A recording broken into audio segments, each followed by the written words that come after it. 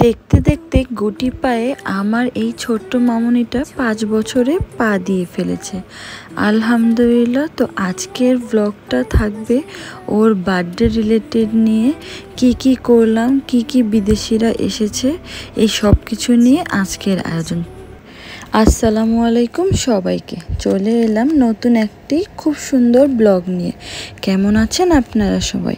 চলুন তাহলে আপনাদের সাথে শুরু করি আমার আজকের এই নতুন ব্লগের থিম দেখেই বা ডেকোরেশন দেখেই বুঝতে পারছেন যে হ্যাঁ, এইটা ছিল আমার মেয়ের 5ম জন্মদিন। এটা আমার লাইফের খুবই স্পেশাল একটি দিন। প্রথমেই শুরু করে দিলাম ছোট ছোট এই গুটি ব্যাগ দিয়ে, আর ঠিক এই জায়গাটাতেই আমি ওর এই ডেকোরেশন করব।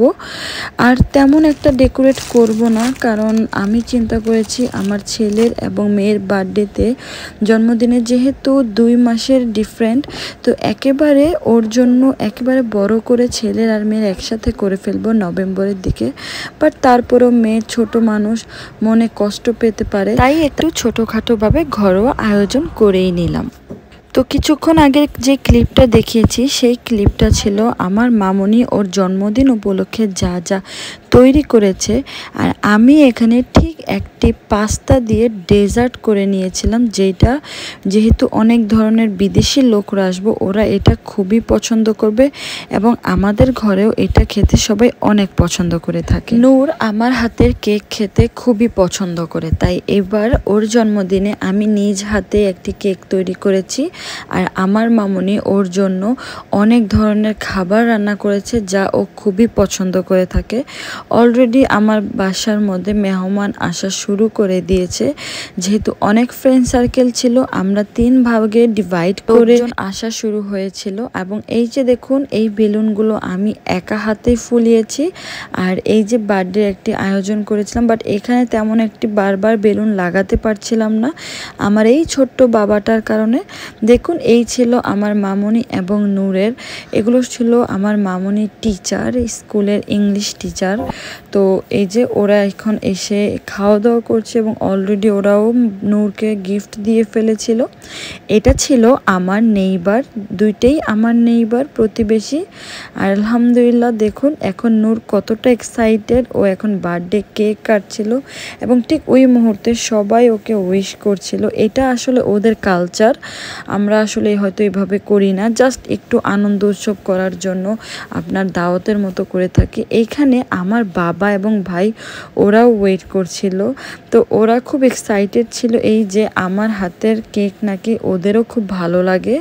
তাই তো লাস্ট মোমেন্টে নূর সেই ছোট গুটি ব্যাগটি তার ফ্রেন্ডেরকে একটি গিফট করছে, কারণ আসলে এখানে এইটাই আর কি নিয়ম থাকে যে ছোট বড় সবাই সবাইকে গিফট করবে। এবং ঠিক যাওয়ার মুহূর্তে আমার মামুনি তার টিচারদের ফ্যামিলির জন্য কিছু খাবার দিয়ে দেয়।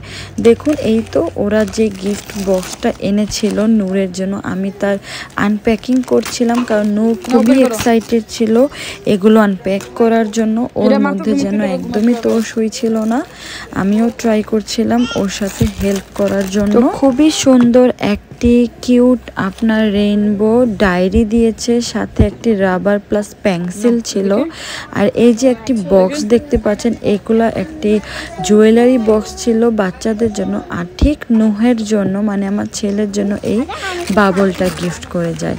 যার বার্থডে তাকে তো গিফট করেছেই, তার সাথে যদি ছোট ভাই বোন থাকে তাদেরকেও না এখানে গিফট করা হয়। এবং মামুনির আরও একটি টিচার এই গিফটটা করেছে।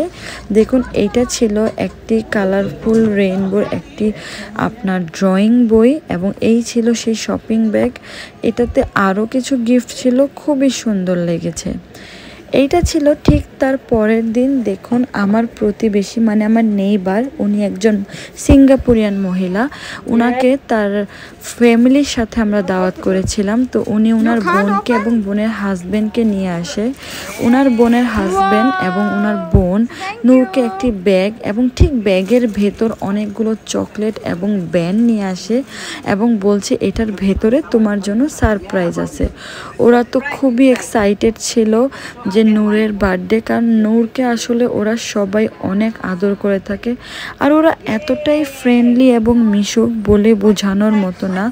নূর খুবই হ্যাপি ছিল যে ওর অনেকগুলো স্কুল ব্যাগ গিফট পেয়েছে। দেখুন ও ব্যাগ থেকে একে একে ওর বাকি গিফটগুলো বের করছে।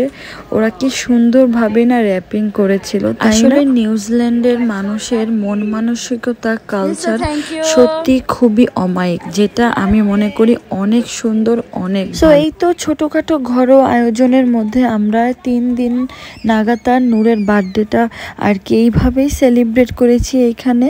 তো আজকের মতো আমার ভ্লগ এখানেই শেষ। নিয়ে আসবো নতুন আরও ভ্লগ নিয়ে। ততক্ষণে আমার পেজটাকে লাইক, কমেন্ট এবং শেয়ার করতে ভুলবেন না। আল্লাহ হাফেজ।